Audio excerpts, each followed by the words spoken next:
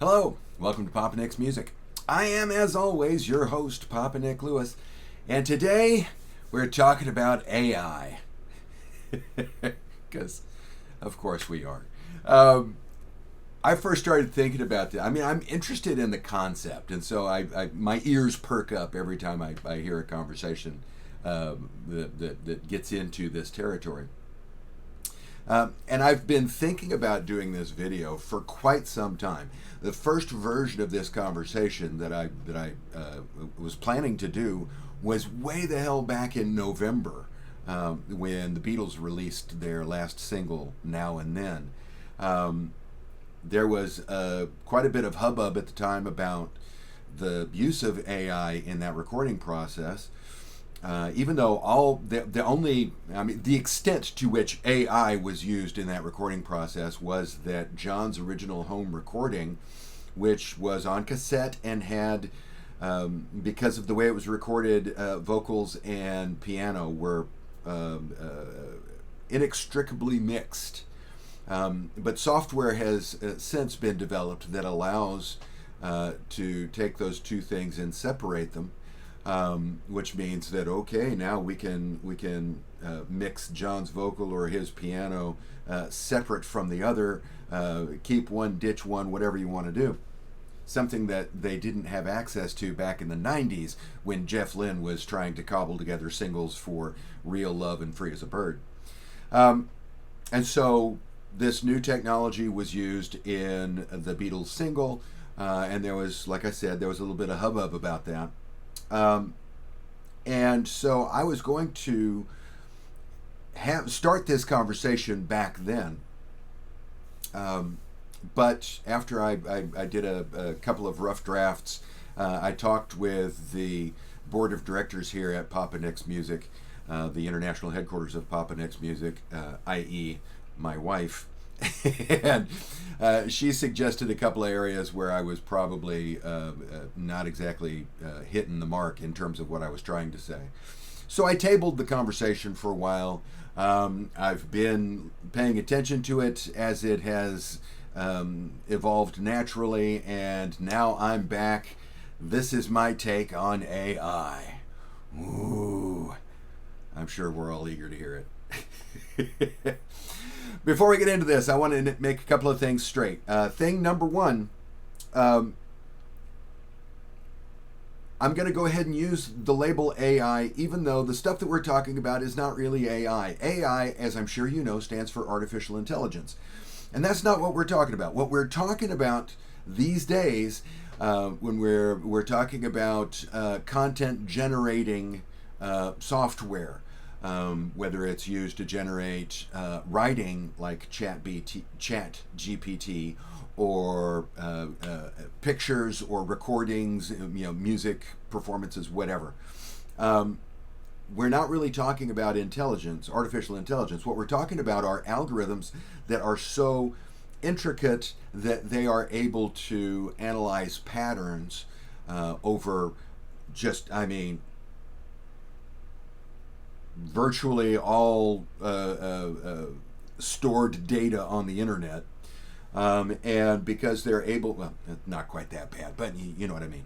They're able to analyze a huge library of information, and from that library, they are able to recognize patterns and then generate new material using those patterns. So it's not really intelligence. It's it's a creative use essentially of facial recognition software. And that's horribly oversimplifying. Feel free to drop that note down below that tells me what a moron I am for even saying something like that.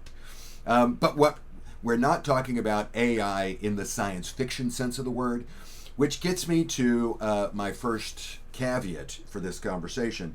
Just know going into it, if you do put a comment down below, and if you mention Skynet, or if you mention the immortal line from Jurassic Park of, oh, your scientists thought so much about whether they could do a thing that they never stopped to think about whether they should do a thing.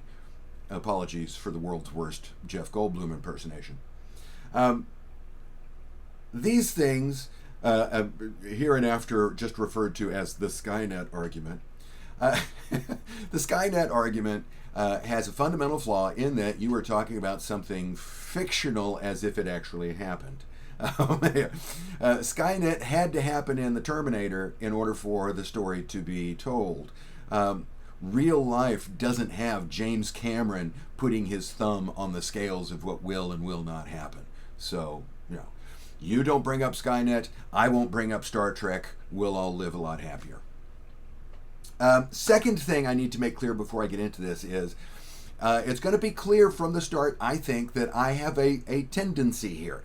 I lean towards one side over the other, but this is not a strong lean. I am very much persuadable on this topic. I do not have a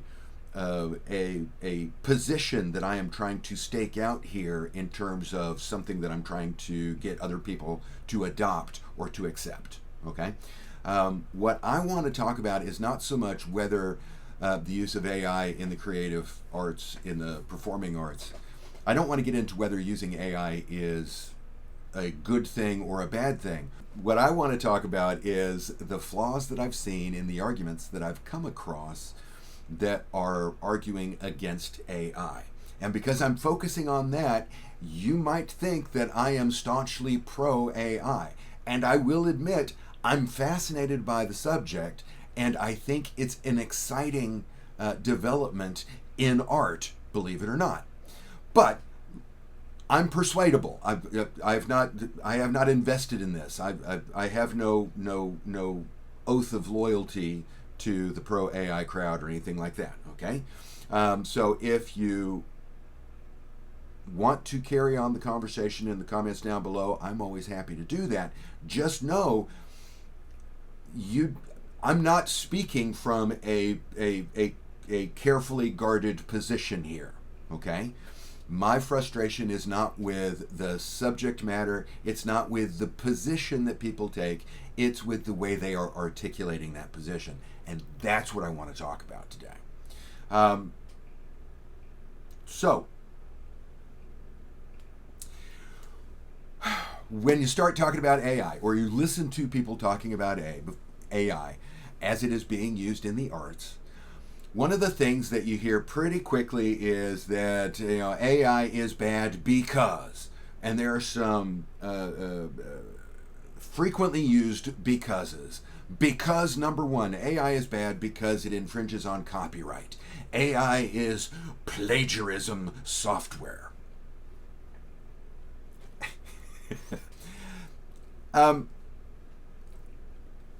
Well, first off, yeah, because it's analyzing existing work, identifying patterns, and then replicating those patterns. So, yeah, but that's the same thing that people do.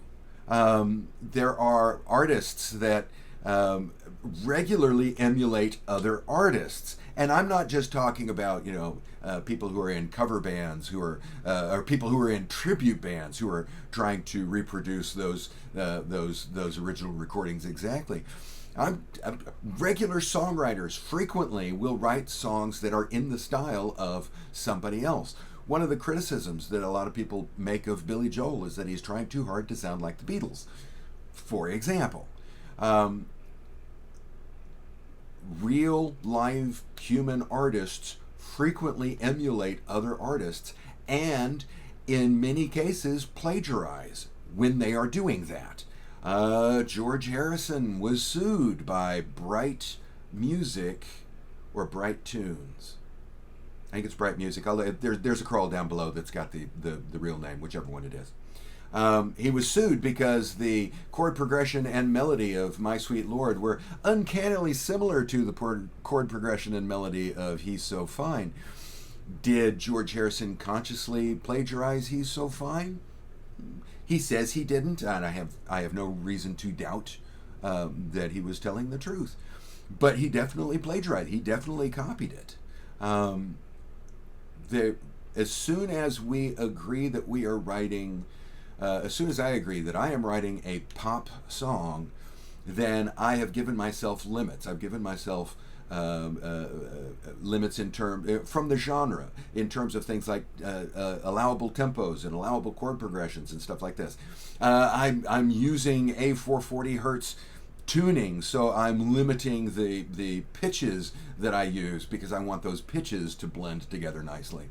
There are very few artists who are completely, wholly original. So when we talk about AI as plagiarizing plagiarizing previous artists, that may be true, but I'm pretty sure that has always been the case. And regardless, that's not an issue with AI. That's an issue with plagiarism. That's an issue with copyright law. What constitutes plagiarism? How close does my version of a song have to be to another version of the song for either of us to claim copyright supremacy over the other? There are issues in this discussion, but I don't think they directly link to AI as strongly as the people who are opposed to AI present it.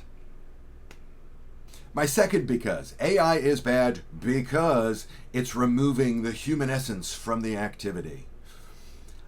I would argue, again, that always happens. That's already there. Every time technology advances to where we are able to automate in some way a previous where we are able to automate what was previously manual labor, that replaces that manual labor, right? The printing press replaced people who were copyists, people who copied books by hand. Automated looms replaced hand weaving and hand woven textiles. Robots on the automobile manufacturing assembly line replaced human welders, right? This regularly happens. A new technology is introduced. It replaces the labor that was previously done by some number of human beings. There's a certain amount of, what will these people do? And then before long, it's like, okay, well, we'll find something else for them to do because this actually works pretty well. And, okay, we'll figure that out, right? We absorb that labor somehow. This is the mark of one of the marks of technological advancement. It has always happened. It will always happen. Yes, the use of AI is going to be a labor-saving device, which means that, yes, it is going to cost people their jobs. Yes, that's the way it works. That's the way it has always worked. There are people, by the way, who will argue while this conversation is going on that this is different. This time it's different. In those previous situations, the automation that was introduced was something that nobody really argued with. I mean, it was a net good. I actually had a conversation with a gentleman in the comments section to a video in which he said that you can't find analogous situations to the AI labor displacement in past technological innovation labor displacements. And I asked him to elaborate on that, and he wrote, and I'm quoting, AI tools are being used to replace human ingenuity and simultaneously downgrade the expectations of the public. ... There's an ellipsis here because I'm cutting some stuff out. You'd have difficulty finding an analogy to this in history. ... Recorded music is better than no recorded music. Now, he gave a couple of examples like that. I singled out the recorded music is better than no recorded music thing because it's the one that I knew I was going to be able to find a counterexample for, and I found it almost immediately. Most of the time that we say, yeah, but we like that better. like he is saying, recorded music is better than no recorded music. That's a modern perspective. That is our perspective now that we have this technology. That's not the perspective of the time. The perspective of the time is that this technology is bad because it's costing people their jobs. When recorded music was being popularized in the early 1900s, John Philip Sousa once said, the phonograph, I'm not quoting Sousa, I'm quoting a paraphrase of what Sousa said in as it was paraphrased by the New Yorker magazine. The phonograph, he warned, would erode the finer instincts of the ear, end amateur playing and singing, and put professional musicians out of work. Because of course it would. If you've got a recorded music, why would you hire musicians? That has always been the argument. It will always be the argument. And I'm not saying it's a bad argument. I'm just saying we need to stop pretending that this is different from all of those other technological waves. And if we have difficulties with this wave, maybe that says something about our relationship with the labor that's being produced relative to those earlier waves. This is different, they say. AI is being used to replace artists. And that's where I stumble a little bit. So far, I agree. Yeah, it's true. Yeah, it is. This can be used to plagiarize. And frankly, everything can be used to plagiarize. Yes, this is taking the human out of the activity. And that has always happened. Right? I agree that your perspective is good. I just don't think it's an argument against AI. It's an argument against technology in general. When you press and say, yeah, but why is it different? They'll say, in my experience, when I have pressed, the response I've gotten has been, yeah, but now we're replacing artists. And first off, okay, if that is true, don't know that it is, but if that is true, what's wrong with that? Why is it okay to replace a welder on the auto assembly line, but it's not okay to replace an artist? People are people are people. If one is replaceable, we all are replaceable. I think there is a whiff of classism in that reaction, a whiff of, yeah, but what I do is more important than what that person did. Yeah, the automated loom put all those hand weavers out of work, but my painting is much more important than their rugs were. Might want to sit with that idea for a little bit before you use it as an argument. The final because that I come across is AI is bad because before long people aren't going to be able to tell the difference. If they are even able to tell the difference now, I am willing to bet I could listen to two pieces of music, one that was written by a composer I've never heard of and one that was written by AI, and there's a good chance I wouldn't be able to tell them apart. Right? If we have AI, people aren't going to know what's real and what's not. They're not going to know what was actually created by a person. People won't be able to tell if that was done by an artist or not. And it's not art if it has to have the human element in order for it to be art. Now, in this conversation, it's really hard for you to tell, but I'm using the word art in two different senses. I'm using the word art all lowercase to refer to the activity. I'm using art all uppercase to refer to a work of art. The argument says a work of art requires the human artist as the driver. But if you don't have that human artist, then it is not art. And if that is true, then why the hell are we arguing about it, right? If that's true, if you can't have art without the human artist, then obviously we will never have AI-produced art. That's just, because but I don't think that's what the actual argument is. I think the actual argument is you will have people who will think this stuff that is not truly art because it was not created by a person is in fact art, and they will be wrong, and that would be bad. And again, there's, I think, a pretty strong whiff of classism there. Who are you to tell me what is and is not art?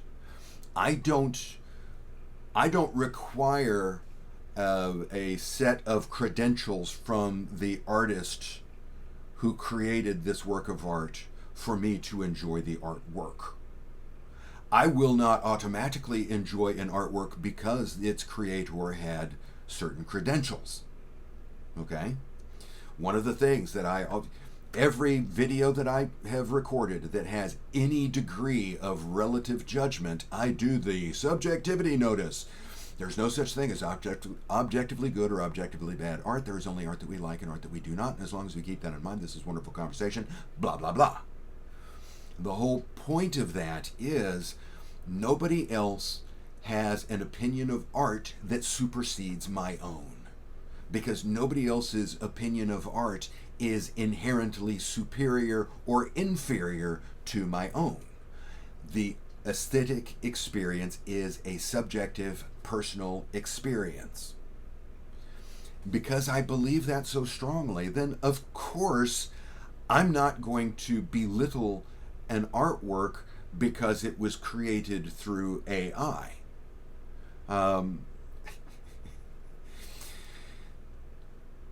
I'm not necessarily saying that means I'm going to like it or I'm going to, it's going to be based on the individual artwork, right?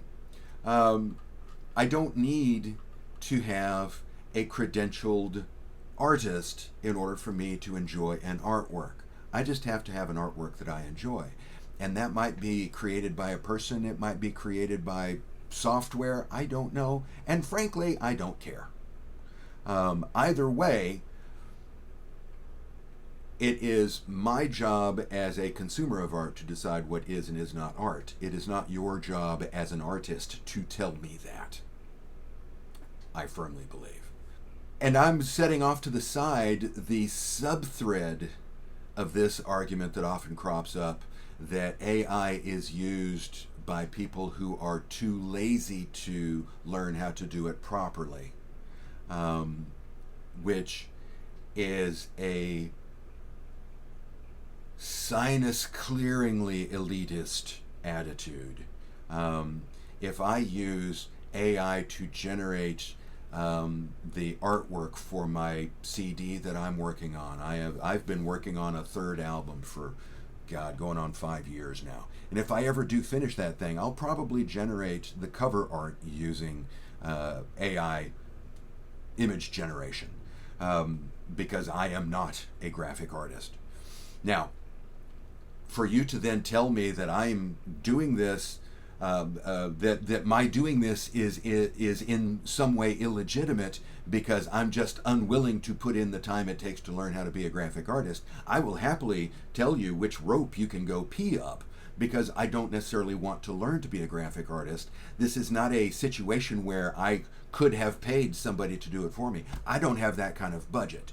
This is a situation where there is a technological tool that allows me to do something that I was not previously able to do. The fact that I'm taking advantage of that tool is no more indicative of my inherent laziness or my lack of character than it is the fact that I use a vacuum cleaner rather than rolling up my rug, taking it out into my backyard and beating it with a broom. Labor-saving devices are not used because we are too lazy to do it the right way. I don't want to get off on that tangent. Then why bring it up? That's a good question. As it stands right now, I would argue AI is not really making art.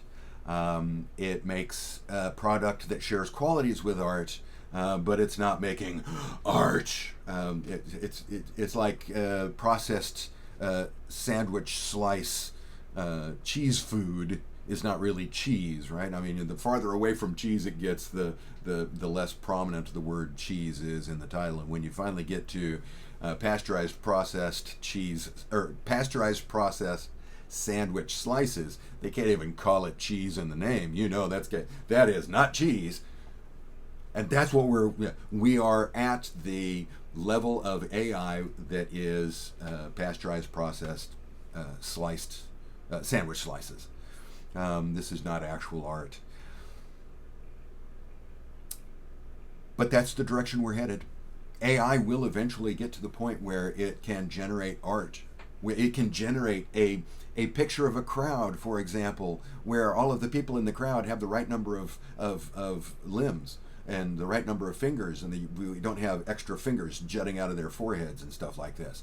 It will be able to generate an animation of a dog running where it doesn't occasionally sprout a fifth leg. You know, AI is going to develop, and it's going to get to the point where it can do that, where it can give us a final product that looks, that sounds right, that sounds good. Now, at that point, is it making art? All capitals art? I would argue that it is. I mean, who is to say that AI's art is less meaningful than my art simply because it's learning how to do its art in a different way? Just because it's not, it doesn't have soul. Okay? But if it's creating something that meets an audience demand, if it's creating something that people listen to and it affects their mood, and if it's creating music that makes people happy or makes people sad, if it's creating an artwork that makes people feel comforted or that makes people think or ponder on exam, if in other words, if AI creates work that triggers the aesthetic response in the viewer of the work, who are we to say that that's not art? If you are an artist, if you truly create art, AI is not going to replace you. There are still people, the bulk of our textiles are manufactured by machine, but there are still people out there hand weaving their own fabrics. Technology replaces the human labor for the mass-produced material. It doesn't erase the human behavior from existence. AI won't replace you as an artist. If you feel that pinch, if you are a graphic artist, you do graphic design, and you know that you have fewer clients now because people are using AI. If you are a songwriter and you write commercial jingles, and you know that you have fewer clients now because companies are using AI to generate their jingles. If you are a publicist, you develop marketing materials, and you know that you have fewer clients now because people are using ChatGPT to write their marketing emails. Get in line with the welders and the hand weavers and the copyists. Welcome to the new normal. Same as it ever was.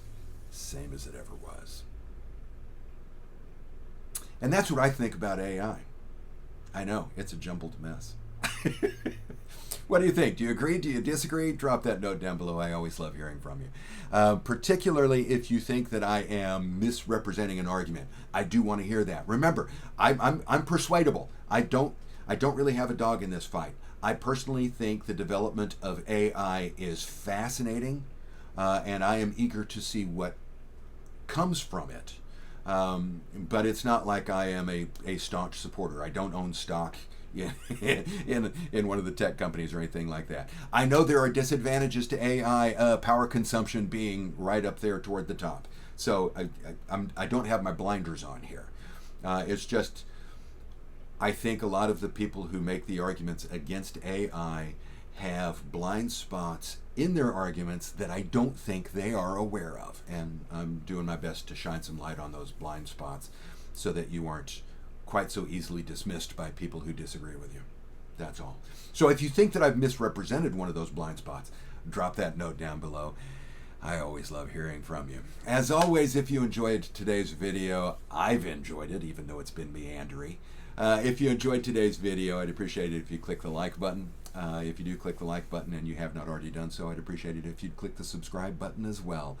I know it costs nothing for you, but it means the world to me, and so I very much appreciate it. If you do click the subscribe button, go ahead and click the bell for notifications. The YouTube folks like that. It has something to do with their algorithms, and so I appreciate that as well. Again, thanks for sticking it out with me today, and I hope that the rest of your day is glorious. See you soon.